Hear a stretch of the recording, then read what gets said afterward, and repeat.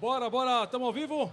Estamos de volta após um pequeno intervalo e com uma convidada que, além de ser uma amiga, uma pessoa que eu admiro demais, é pioneira em provas de ciclismo no Brasil, grandes provas de ciclismo, e também em valorizar a mulher, premiação igual para homens e mulheres, enfim, muitas outras coisas. E a gente vai conversar aqui com a Luísa Jucá, que é idealizadora do Tour do Rio e do Desafio Tour do Rio.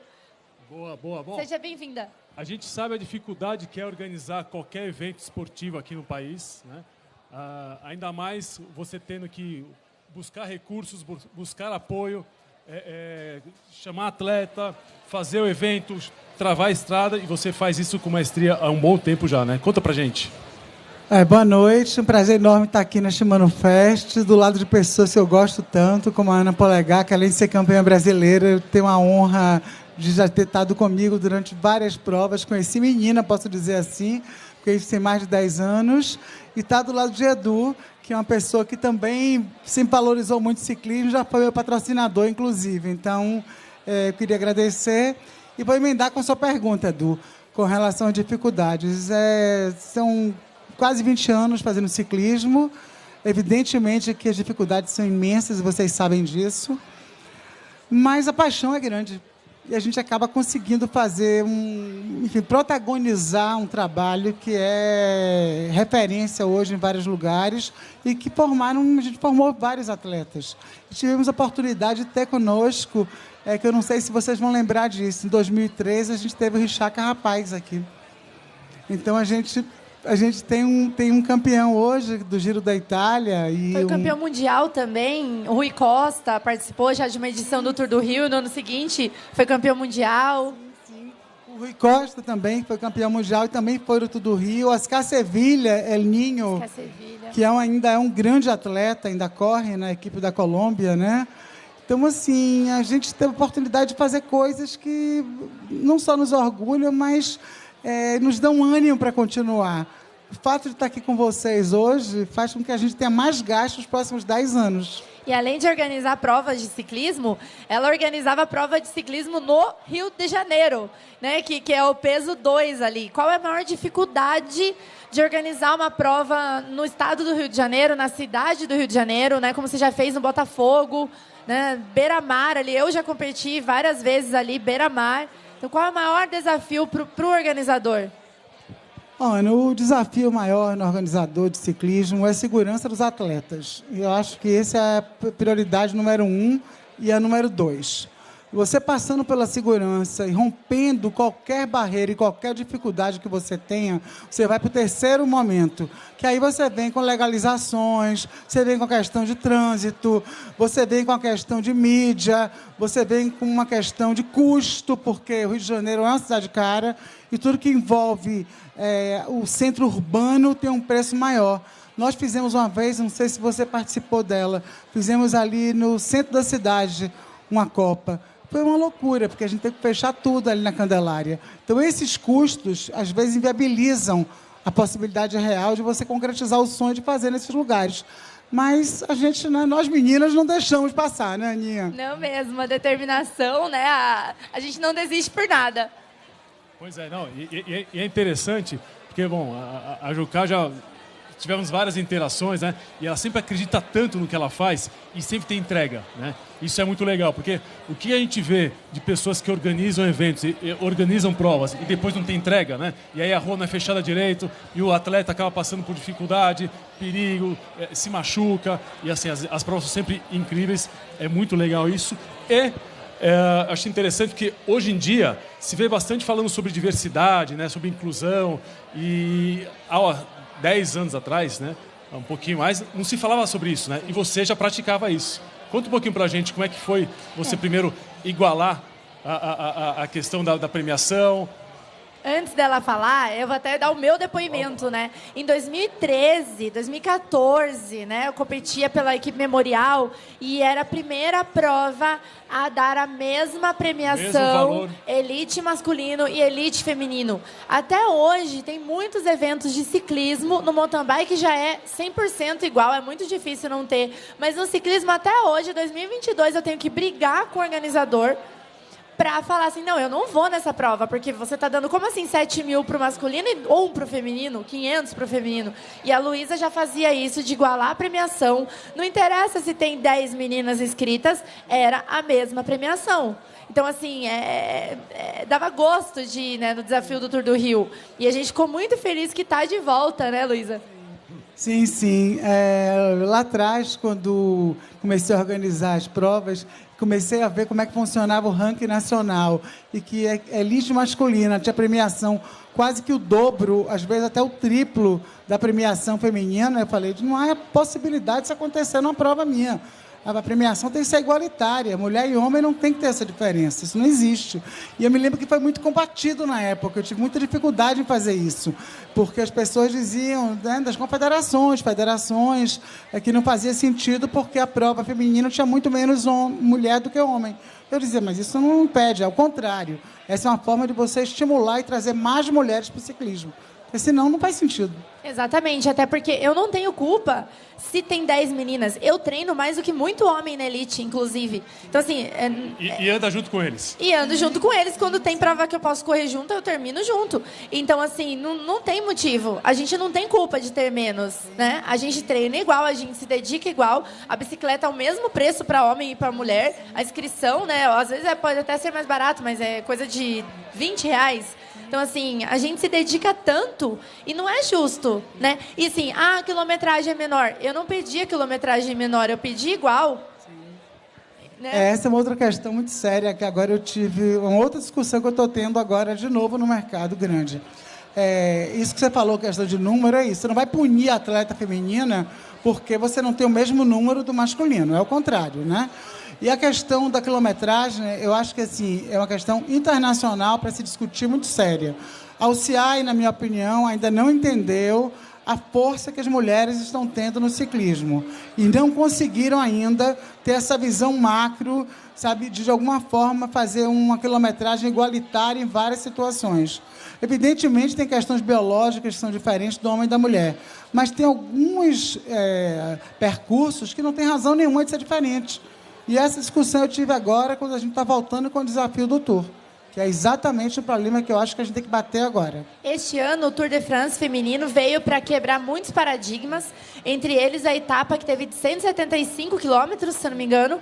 Quando eu competi, né, a versão antiga do Tour de France, era limitada em 140. Né? E assim, eu já treinei 220 quilômetros, né, com 30 de média, ritmo de corrida. A gente consegue... Né? E essas meninas lá de fora, elas treinam. Você pega a Annemiek van Vleuten. A mulher fez 1.300 quilômetros numa semana. Fenômeno. Assim, junto com a equipe, na época ela estava na Scott. Como você disse que as mulheres não aguentam fazer? É óbvio que as mulheres aguentam. Claro, talvez seja uma média menor do que o masculino. Provavelmente, porque tem menos meninas, né? A mulher, biologicamente, não tem a força do homem. Mas a gente é mais resistente, inclusive. As pesquisas mostram que a mulher tem mais resistência que o homem. Tanto que nos esportes de endurance, muitas mulheres vão melhores, né? Inclusive. Então, assim, já passou da hora da UCI realmente olhar diferente para isso. No Brasil, então, a gente treina aí na média 600 quilômetros por semana para correr 1 hora e meia, com muita sorte. Né? Um brasileiro ser 90 quilômetros apenas é ridículo. Teria que ser no mínimo 130, 140. Né? Então, assim, a gente precisa mudar isso urgente. Eu acho que essa é uma bandeira que vocês têm que levantar junto com a gente. Eu, pelo fato de eu ser mulher, eu sempre fui muito feminista em todos os aspectos, eu acho que vocês têm que entrar junto com essa bandeira, porque é uma bandeira de luta de todas nós. Tem sido minha grande na CBC, mas eu acho que cabe às atletas brasileiras, você que é campeã brasileira, que tem hoje uma visibilidade gigantesca na sua fala, nos seus treinos, nos seus troféus, nas suas medalhas, de levar isso também para a CBC e para o CI. Porque o meu sonho hoje, e que eu tenho levantado muito isso, é trazer uma prova feminina internacional para o Brasil, para provar que a gente pode sim. Com certeza, a gente torce para esse dia chegar e eu ainda quero estar competindo quando isso acontecer, hein? Quero que seja muito em breve. Bom, já que estamos falando de inovação, de trazer coisas novas, você foi a primeira a pensar numa prova responsável ambientalmente falando. Né?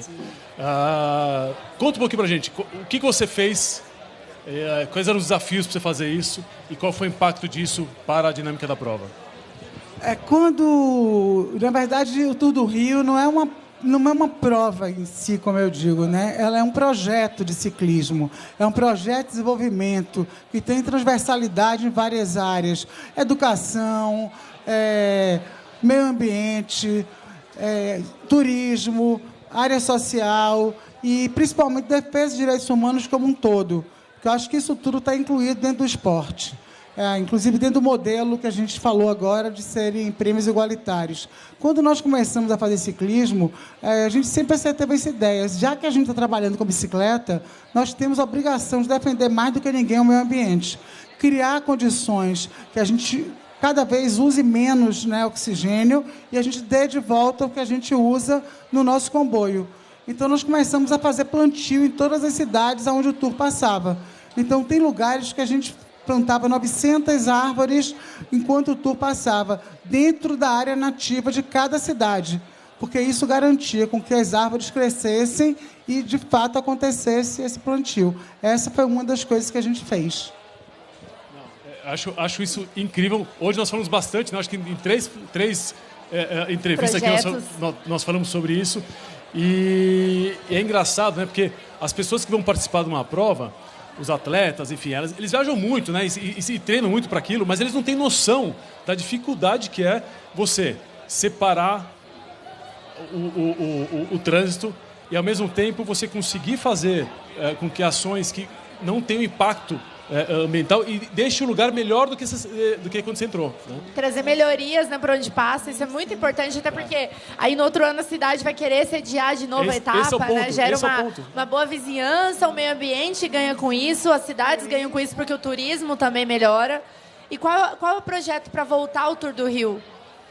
Aninha, o que a gente está colocando agora de volta no mercado é essa discussão, que na verdade ela já é uma discussão antiga, mas que agora está sendo reforçada por questões importantíssimas, né? Porque o mundo precisa disso, que é a questão do meio ambiente, a questão da educação como um todo, infantil, porque eu considero fundamental que você traga novos atletas para o mercado, que você consiga fazer com que o ciclismo se torne um desejo também da criança, e não só o futebol, por exemplo.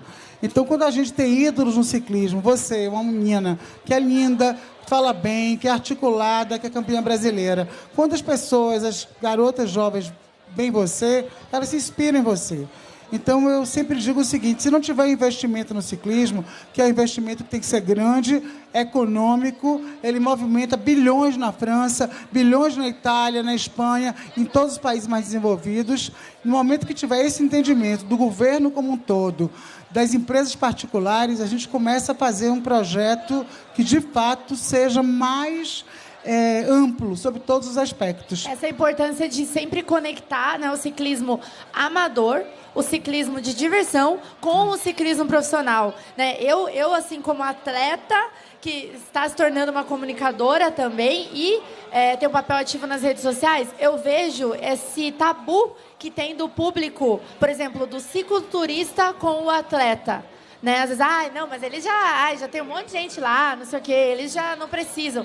E não, a gente gosta dessa interação, né? A gente não é robozinho, maquininha ali que é antissocial. Claro, às vezes você está ali concentrado para uma largada, então aí você até fica um pouquinho mais na sua, né? Mas, no geral, a gente tem que parar de ver o atleta como um ser humano à parte. A gente é igual a todo mundo e a gente precisa trazer o ciclismo profissional para mais perto, né? Com ações que conectem o atleta com a comunidade também. Até para inspirar, né? Exato. Todo mundo precisa de ídolos, né? Eu, quando eu comecei, eu tinha ídolos, tenho até hoje. E, por exemplo, eu me inspiro ainda, né, em várias atletas lá fora, aqui no Brasil. Então, a gente precisa desses modelos, né? E se a gente não incentivar o esporte, o ciclismo vai entrar em extinção, né? Como tem acontecido, muitas provas acabando, muitas equipes acabando, muita gente já não tem aquele sonho de ser ciclista profissional no Brasil, porque sabe que vai ser muito difícil. Então, a gente tem que trazer isso de volta, né? Trazer investimento para as competições. O Tony também, da Volta de Goiás, estava aqui. Eu estava conversando com ele hoje no café da manhã, inclusive. E o ciclismo amador tem crescido tanto em detrimento do profissional que está até assim, eu percebo que as corridas estão até murchando, né? Então a gente tem que colocar esses dois mundos juntos o mais rápido possível, né? Agora, quando nós voltamos com o desafio do Tudo Rio e com a proposta de fazer o Tudo Rio ano que vem de novo, várias pessoas vieram falar para mim, mas Jucá, por que você é tão teimosa? Invista só no ciclismo amador. Persistente. Invista no ciclismo amador. Você ganha muito mais dinheiro, tem muito mais gente. O ciclismo profissional está cada dia pior. Eu falo, mas se a gente não investir no profissional, ele vai acabar. Exatamente. Então, assim, a responsabilidade nossa é você fazer uma comunhão do amador com o profissional, para que o profissional seja um inspirador do amador e o amador seja um inspirador também das novas crianças, das novas gerações. Então, quando a gente chega na cidade do interior, antes do tour passar, antes do desafio ir, a gente faz um trabalho de uma semana antes, com as escolas todas, na verdade começa um mês antes. E uma semana antes a gente faz o Adeus Rodinha, que vocês patrocinaram, que é um trabalho com as crianças, ensinando as crianças a pedalarem, sabe, sinais de trânsito, educação, fazendo com que as crianças das escolas recebam os atletas, sabe, com bandeiras na mão, vibrando pelos atletas, para que isso se torne, no subconsciente coletivo, uma coisa importante. Sim, até porque as pessoas não sabem torcer, né? Às vezes você vai numa corrida, a galera reclama de fechar a rua, né? Quando, muitas vezes na Bélgica, está lá, as pessoas colocam a cadeirinha na rua para torcer. Ninguém está chateado de fechar a sua rua. Então, assim, você indo nas escolas, é muito legal, eu lembro disso. E a fã-clube das criancinhas torcerem pra gente. E isso gera aquela cultura de torcer. De valorizar o esporte. Muito legal. Eu lembrei quando a gente patrocinou foi 2014? 2014, nós patrocinamos o Desafio Tour do Rio e o Tour do Rio e tinha o Adeus Rodinhas e as crianças que participaram do Adeus Rodinhas incentivavam os pais a irem ver a prova, né? Ou seja, a criançada, a molecada puxando os pais para o esporte e isso é muito legal, né? É muito legal. É porque a gente fazia parte educacional, ensinando as crianças com sinais de trânsito, com tudo bonitinho, e fazíamos depois, na véspera do evento, uma copinha infantil. Então, na verdade, ela era recreativa, mas ela já era um resultado de um trabalho educacional. Então, as crianças puxavam os pais. E era muito legal isso. Agora, a gente teve uma situação agora no desafio muito interessante. A gente começou a perceber que tinham muitas mulheres mais velhas, com 50 anos, acima de 50 anos, começando a pedalar. Só que elas não tinham condições de fazer uma prova de 80 quilômetros, com altimetria lá em cima, não tinham condições. Aí a gente avaliou e eu falei, eu vou fazer 20 quilômetros para essas mulheres. E aí eu coloquei 20 quilômetros. Todo mundo disse, mas isso é uma loucura, porque você tem um custo absurdo, porque você tem um custo de toda a estrutura de novo. E aí eu falei, vamos botar. Tivemos só 12 mulheres. Aí o pessoal vai falar, mas o cara deu prejuízo. Eu falei, não deu prejuízo. Porque na próxima vamos ter 24.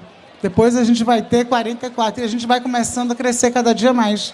Certeza. Né? Então, assim, eu acho que é uma escada, digamos assim, que a gente tem que estar todo dia trilhando um pedacinho e subindo. E eu queria, já que nós estamos falando de inclusão, né, de pessoas que estão começando a pedalar, fazendo provas, qual é a tua visão das e-bikes nas provas? Olha, agora muita gente pressionou a gente para a gente abrir uma categoria da e-bikes, né? A gente não abriu, mas eu vou abrir sim, porque eu tenho percebido que está crescendo muito. Eu acho que é um pouco estranho, assim, você ter a categoria e-bike dentro de uma prova, mas... É desafiador, né? Porque as pessoas vão mais rápido, mas não tem a habilidade de quem está indo rápido. Né? E eu acho que não pode ser o mesmo percurso, porque o risco é grande. Sim. Então, a e-bike tem que ter um percurso específico para ela, que saia separado, que volte separado, que tenha uma estrutura paralela, mas não dentro do pelotão. Isso não há chance de eu fazer. Nunca. No mountain bike é separado pela técnica. Sim. Mas no speed não, no speed vai ficar junto. Né? Então, realmente, concordo com você, acho que dá para fazer um percurso diferente, largar em momentos diferentes, né? Mas eu acho que é legal ter, porque é inclusão também. Né? Muitas pessoas que não conseguiriam fazer determinados percursos já vão estar lá com a gente. Né? Então, eu não me abalo particularmente, né? Tem gente que fala, alguns atletas que falam que se sentem abalados quando você está ali sofrendo e passa alguém com o motor. Para mim é tranquilo, eu falei, vai que vai. Às vezes acaba a bateria, às vezes a gente passa a pessoa de novo e aquela zoeira, né? Um zoando o outro, brincando. Então, acho que tudo é válido. Mas acho que a questão que a Jucá trouxe é importante, né? É a segurança. Segurança. Porque normalmente são pessoas que não têm a mesma habilidade, ou já tiveram um dia, né, mas por alguma limitação, e quando uma pessoa dessa sobe junto com você, na hora de descer, vai te atrapalhar. Sim. Vai te derrubar. É diferente. Motor com propulsão humana, não dá para misturar, eu acho também. Nós tivemos agora outro fato, assim, são coisas que vão acontecer no decorrer dos processos, né, que você vai aprendendo, vai começando a tentar melhorar. As crianças que são os campeões brasileiros infantos juvenis, para participarem do desafio. E foi uma pressão muito grande de vários pais que eu abrisse a categoria para eles. Só que nós já tínhamos feito o percurso inteiro. E eu disse para os pais o seguinte, eu não tenho condições de me responsabilizar com uma criança que faz o mesmo percurso na velocidade que faz com um pelotão enorme. Porque por mais que ele pedale, ele não tem uma experiência de pelote. Isso significa tempo. Malícia. Então, você pode botar uma criança para fazer, você está incluindo ela, mas ela pode causar um acidente gigantesco no pelotão. Então, eu disse, isso não vai acontecer agora. A gente vai criar um percurso também para que as crianças participem, para que eles possam crescer dentro do trabalho deles profissional, mas não no pelotão, sem experiência de pelotão. Não tem como. É todo um processo de aprendizado, né? Eu não sou a ciclista que eu sou, não comecei assim, né? Então, assim... já não tive habilidade também, já sofri para aprender a andar em pelotão, então concordo com você, sempre pensar na segurança do atleta, porque eu já tive acidentes por ter pessoas inexperientes na prova. Então, eu estava contando hoje para o Edu, só uma das minhas quedas foi por erro, né? Foi por erro. Eu tive no Tour? No Gran Fondo. Verdade, caíram na minha frente. Então, assim, acontece, gente, eu sou prova viva. Caí de cara no chão 80 por hora. Foi feio, foi feio. E a prova, te asseguro, foi tudo certo, foi atendida. Nossa, não teve nem... Foi lá em conservatória? Foi, conservatória. Até uma foto que até hoje postam aquela foto, né? Se eu ganhasse R$10 por cada vez que aquela foto foi postada, eu já estava milionária. Agora todo mundo está pesquisando. Ajuda, pessoal. O que o pessoal pesquisa lá para outra?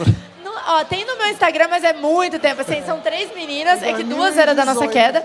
Inteira ralada. Assim, eu ralei, acho que, sei lá, 50% do corpo eu ralei aquele dia. Parabéns. Sério. Não, foi uma queda. Eu quase morri porque eu estava lá, eu acompanho tudo o tempo inteiro, vários rádios, várias ambulâncias, pessoas minhas rodando o tempo inteiro. Aí voltam para mim e falam assim: a Ana Polegar tomou uma queda enorme porque 2 meninas na frente dela fizeram uma besteira, uma barbeiragem. A menina esqueceu de pular a ponte. Tipo, de um degrauzinho de nada. Eu olhei, tava 80 por hora. Eu pulei. A hora que eu tava no ar, ela já tava voando, assim, não deu tempo nem de pensar. Eu caí assim, de cara no chão. E no chão de ponte ainda, que era aquele... ponte. Aí eu recebi a notícia, fiquei louca, né, Aninha?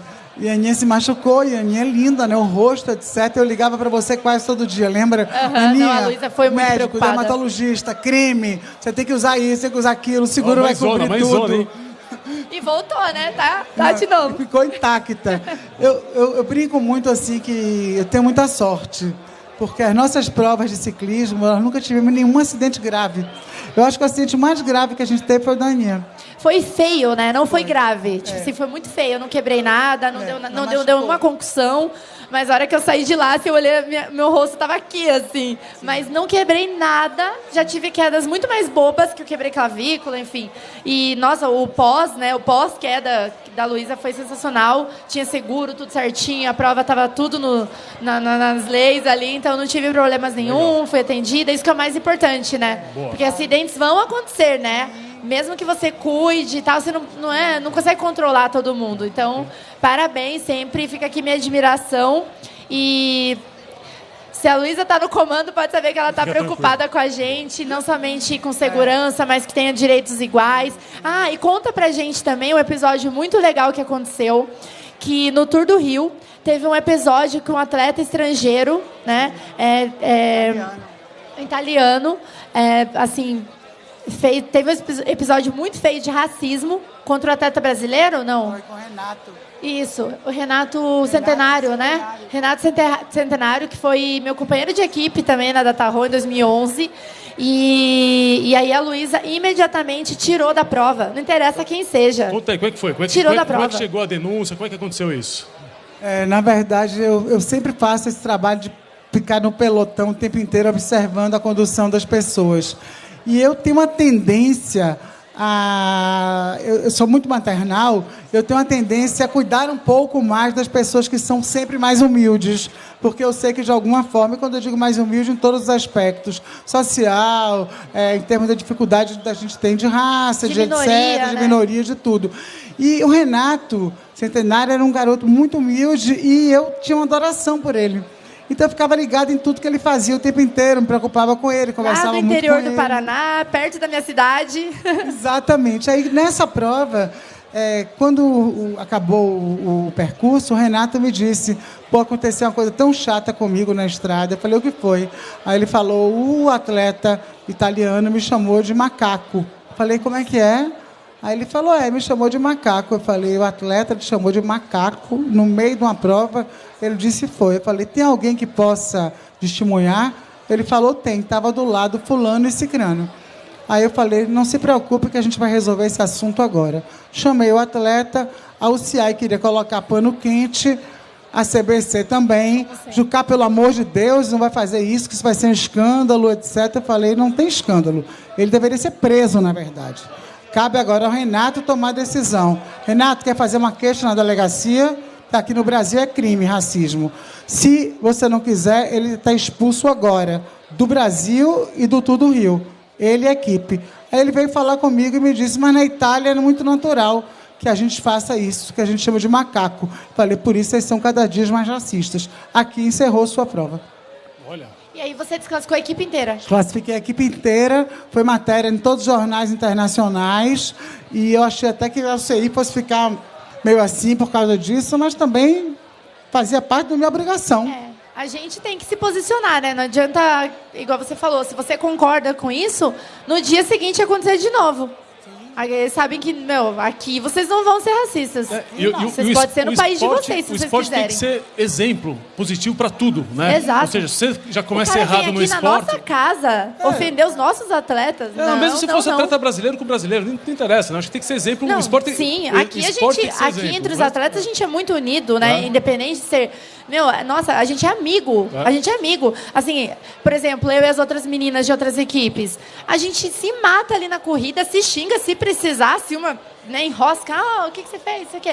Acabou a corrida, é todo mundo amigo de novo. Aquilo ali é só nosso trabalho, não define a gente, né?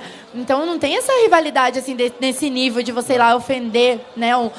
Tá todo mundo junto, tá todo mundo no mesmo barco. Não é nem rivalidade, é uma falta de educação, isso. É um problema cultural que a gente tem que combater mesmo. Se fosse um estranho, se fosse um inimigo, né? Vamos dizer, não gosto, não interessa, tem que respeitar. Bom, parabéns pela postura. Agora diz uma coisa, calendário, o que tem pela frente? Bom, nós estamos voltando com o Tour do Rio, voltamos com o desafio agora. Tem uma empresa que está comprando parte da marca, que é a 213 Esporte, com uma série de garotos. Ao contrário do que acontecia na minha empresa, que eram só mulheres fazendo o projeto, né? Só tinha mulheres, eu não tinha homem lá. Só trabalhava com meninas. Agora é o inverso, só tem meninos, é um clube do Bolinha.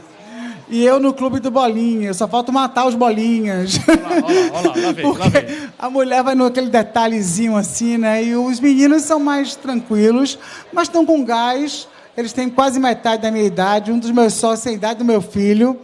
Então, assim, eu fiz 60 anos, agora para mim é mais complicado estar nesse fronte. Eu tenho 2 stents dados pelo Tour do Rio. Então, assim, eu estou tentando desacelerar um pouco e colocar essa turma jovem na frente. Mas a questão conceitual, a questão de segurança, essas são coisas que eu não abro mão e eu faço questão. E a gente tem uma parceria grande com a Globo, que já veio comigo, que eu tinha fechado já na época de vocês. Então, a gente tem a vantagem da Globo estar na frente da gente, levantando todos os eventos nossos, puxando o ciclismo, e agora cada vez mais. A gente faz as cartilhas infantis para as crianças, e, enfim, acho que a gente vai fazer o desafio agora. Vai ter um desafio em março, vai ter um desafio em maio do ano que vem, o Tour do Rio está em agosto, final de agosto, depois vão ter mais 2 desafios, e nós estamos querendo sair do Rio para alguns estados do Brasil. Inscrições abertas já? Ainda não, a gente vai abrir já, porque está todo mundo cobrando, né? Essa de Miguel Pereira bombou. A gente abriu ela na última hora, a gente teve 380 atletas. Foi incrível. Não, ano que vem vai ser muito mais, com certeza. Com certeza. E quem quiser ficar antenado para poder se inscrever, aonde? Tem que entrar no Instagram do Tour do Rio, que ali tem todas as informações sobre tudo o que acontece. E o ano que vem eu quero que... Olha que imagem linda das crianças da escola, ó. Desculpa interromper, mas olha que lindeza. É lindo. Isso é lindo, isso é torcida. Isso aí é que você tem que fazer com o ciclismo. Não é só com o futebol. Pelo amor de Deus, um esporte tão lindo como esse. O ciclismo é o esporte estético mais lindo do mundo. Não tem nada igual ao ciclismo. Com certeza. Então como é que você não traz, sabe? Com certeza. E o desafio dos pais de tirar os filhos das telinhas, né? É lindo. Cara, põe a bicicleta lá. Sim. Peraí que temos uma pergunta de fora. Fala, produção. Na verdade... Não, João, sobe aqui, João. Não, que não. isso? Eu queria aproveitar e chamar o Marcos, Luiz, porque ele tem um papel importante aí no link do Clarindo com o Tour do Rio. Marcão, por favor, você podia... Aí você vai fazer chorar, né, João? Quero chorar hoje não, jurei que eu não ia chorar. Bem-vindo, Marcos. Querido. Tudo bem? Tudo bem. Pode ficar aqui. Bom, vou apresentar o Marcos. Marcos é uma pessoa extraordinária, é uma pessoa boníssima, uma pessoa que ajuda o ciclismo de todas as formas e maneiras possíveis. E ele encabeçou uma coisa que é linda, porque nós tínhamos no Tour do Rio, desde sempre, o Clarindo, que foi o maior, né, ultramaratonista do brasileiro, um dos maiores do mundo. E o Clarindo, infelizmente, faleceu atropelado por uma bicicleta num treino. E o Marquinhos comprou isso e ele até hoje está levando o nome do Clarindo para todos os lugares. E todas as provas que a gente faz, ele está sempre presente. Inclusive essa última agora do desafio. É verdade. Nós temos assim um carinho muito grande pelo Clarindo, porque o Clarindo ele divulgou o ciclismo de longa distância, ele foi um guerreiro, ele recebeu vários nãos pela frente, mas também teve muitas vitórias. Um atleta de ponta, com uma humildade ímpar. E, infelizmente, nós perdemos o Clarindo. E, então, com essa perda, foi muito triste. E o Clarindo, ele foi importante na minha vida, porque ele me incentivou a praticar o esporte, ele me incentivou a fazer o ciclismo de longa distância. E hoje eu tenho uma qualidade de vida bem melhor, agradeço a ele. E o Pedal por Clarindo nasceu exatamente nesse desejo de gratidão a ele, porque eu ia fazer uma surpresa para ele. Eu ia pedalar de Pati do Alferes até Santos e entregar a camisa do nosso grupo para ele. E mostrar para ele que o que ele fez estava dando fruto, né? Mas, infelizmente, não foi possível. E o Pedal por Clarindo, quem deu esse nome foi o João Magalhães. A gente estava lá no lounge da Shimano, lá na Rio 2016. João, cadê você? João Magalhães. E o João deu esse nome ao Pedal por Clarindo. Mas teve uma pessoa que me apresentou pro Clarindo, que também é importantíssimo nesse cenário, que é o Márcio de Miranda, é o Mike. O Mike que é responsável por toda essa coisa linda que está acontecendo. Então, o Mike, aqui, Michael, o João, dando o nome do Pedal por Clarindo, o Mike foi o que me apresentou para o Clarindo, para o João, para toda a equipe. Então, eu tenho assim, uma gratidão muito grande por esse cara aqui. E ele sabe disso. E ele é ciclista também, ciclista top, um cara super do bem, e que eu não poderia deixar de falar o nome dele, e nunca deixarei, porque se eu fizer isso, eu estou sendo injusto, porque ele que é responsável por isso. E aí ele me apresentou para outra pessoa, muito importante, que é a Jucá. E era um desejo meu, né, Márcio, de conhecer a Jucá. Eu já sempre falava, eu queria conhecer a Jucá, eu acho o trabalho dela bacana. E ele, quietinho lá na dele, ele foi e fez essa ponte aí de novo. Aí ele falou, opa, de novo. E hoje ele fez outra ponte. Esse cara é um danado para fazer ponte, nunca vi. Não é construtor não, mas faz ponte. Tu sabe para quem que ele me apresentou hoje? Para o Henrique, para quem pedala. E o Henrique já me deu o telefone dele e falou, aí, depois a gente conversa, vamos bater um papo. Então eu só tenho a agradecer a Deus, agradecer a esse meu amigo que é tão querido, não porque ele faz essas coisas, mas ele faz do fundo do coração, e para mim é um motivo de muita alegria, de muita honra. Então, assim, eu estou muito feliz de estar aqui. Hoje a gente já fez uma palestra, foi super legal. foi emocionante, porque toda vez que a gente fala do Clarindo, é uma emoção, devido à pessoa que ele era. Mas é isso. Eu tenho uma história com o Clarindo. 2009, eu fui fazer o Race Across America. Caí de paraquedas lá, não tinha noção de como seria a prova. E ele veio conversar, garoto, é tranquilo, não sei o que lá. Eu estava em time, não estava solo que nem ele. Aí no meio do pedal eu encontrei com ele, pedalamos juntos, e o cara falou, como é que você está se sentindo? E faz isso, tá se alimentando, ó, você está com garrafinha d'água, tá cheia ainda, bebe. Ou seja, o cara era um coração, impressionante. Eu, antes de apresentar o Marcinho aqui, que eu vou falar dele também, o Clarindo era uma pessoa extraordinária, além de ser um atleta sensacional, fenomenal. Eu conheci o Clarindo através da Daniela Genovese, que é a maior campeã do Race Across America. Ela fez essa ponte. A partir daí, eu nunca mais me descolei do Clarindo nele de mim. Não tinha todo o Rio que o Clarindo não estivesse do meu lado. Tanto que eu sempre disse, depois que o Clarindo se foi, a gente não fez ainda tudo o Rio. Então, assim, sem ele, eu não sei nem como é que vai ser muito, porque era tudo muito... era uma grande corrente, na verdade, né? Eu digo, como você pedalar, é uma grande corrente. Você vai, está todo mundo junto. Quando quebra o elozinho, fica tudo mais difícil. E o Marcinho Miranda, que está aqui, é jornalista, pedala, ele faz as pontes de todas as pessoas, como o Marquinhos disse aqui agora, participa de todos os meus eventos, é um amigo e é um apaixonado pelo ciclismo. Boa noite, pessoal. Obrigado aí pelas palavras, Edu, Marcos, Luísa, que é uma grande amiga, a grande mãe do ciclismo, né? O ciclismo brasileiro hoje. Ela dedica muito a Ana também, conheço de longa data das provas. O Clarindo é um cara que, por onde ele passou, ele marcou presença. É um cara que a gente fala com ele aí, como se ainda estivesse aqui, porque ele inspirou muita gente. Assim, eu tive a oportunidade de ir no último Tour do Rio, de 2015, no carro com ele. Quer dizer, história não falta, e eu gosto muito de ver essa galera toda reunida aqui, porque a bicicleta só tem a crescer, né? A gente tem que se juntar cada vez mais. A gente está vendo o Shimano Fest, agradecer a Shimano por estar agregando cada vez mais as pessoas e apresentando a importância da bicicleta. E o Tour do Rio é uma prova fantástica. Eu sou muito suspeito para falar. Vocês podem procurar no YouTube, procurar na internet, que vocês vão ver o que é a prova. A gente está falando muito Tour do Rio, então fica muito abstrato. Vocês vão entender o que é a prova, assistindo como ela foi. A Luísa, assim, é uma guerreira. Eu vi o que ela fez no Gran Fondo Nova York, consegui correr atrás. O Edu, como parceiro na época, que ele estava numa marca, também ajudou bastante. Quer dizer, eu só tenho a agradecer a todos que estão aqui e o Marco por continuar levantando essa bandeira, por continuar divulgando. O Marcos foi um cara... desculpa falar, eu vou ter que falar um pouquinho do Marcos. Foi um cara que venceu a obesidade devido ao exemplo do Clarindo, se inspirou no Clarindo. Eu organizei um evento do Rio em parceria com a Shimano e com o Clarindo. O Marcos conheceu ele lá e de lá para cá eu vi a transformação que a bicicleta faz na vida de uma pessoa. Não é papinho de autoajuda, não. A bicicleta transforma vidas. E é uma coisa que a gente só tem a ganhar. O mundo precisa da bicicleta. Não tem mais espaço nas ruas para a gente se deslocar. Né? E a bicicleta também ajuda muito nesse contexto de diminuir a poluição e dar a qualidade de vida que é o Marcos. O cara pedalou de Miguel Pereira a Santos. São quantos quilômetros mesmo, Marcos? São, na realidade, até a Fazendinha, onde está localizado a Ghost Bike, são 525.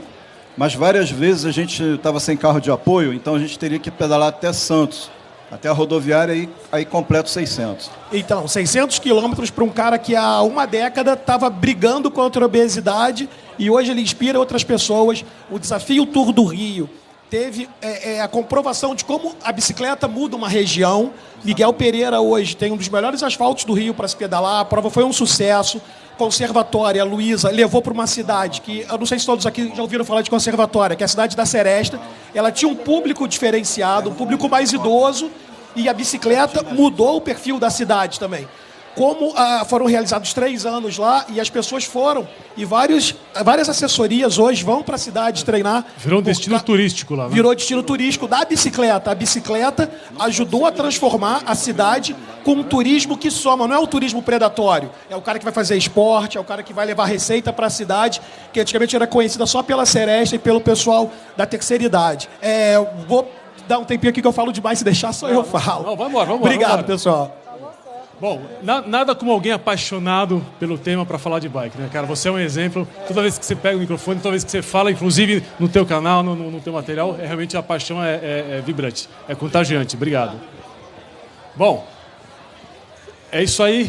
É isso aí. É isso aí. Vamos encerrar por hoje? Nada melhor do que esse bate-papo inspirador para encerrar este sábado, né, com essa mensagem, com essa inspiração pra gente de todos os aspectos. E é isso, galera. Nem tenho o que dizer não mais. foi pelo frio, assim. Não foi. Muito agradecimento para todo mundo, tá? Obrigado, Aninha. Obrigado aí pela atenção. E quem não pedala, vai pro pedal, porque o negócio é muito bom, é bacana. E para aqueles que já pedalam, vamos insistir, persistir, nunca desistir de nada, de nenhum sonho, de nenhum projeto, de nada. Porque a gente só perde quando a gente desiste. Então, a gente pode perder muita coisa e não tem problema, mas se a gente desistir, aí realmente a gente está perdendo tudo. Maravilha. Então, recebam todos o meu abraço. Luísa, muito obrigado por levar o tour do Rio para Miguel Pereira. Era um sonho da gente lá. Márcio, meu querido, obrigado por essa ponte maravilhosa que você sempre faz. Minha querida Polegatti, um abraço para você. Nossa campeã brasileira, né? Que além de chiquérrima, arrasa na bike. Race Across América. Obrigado. Parabéns pela conquista sua. Imagina, obrigado. Tá bom? Pessoal, bom, vamos encerrar então? Vamos aproveitar esse momento para encerrar e convidar a todos que estão em casa, que estão aqui na feira, para voltarem amanhã, a partir das 10 da manhã. Das 10 amanhã, até as 5. Até as 5 amanhã, é importante frisar. Amanhã a gente tem short track com a Elite.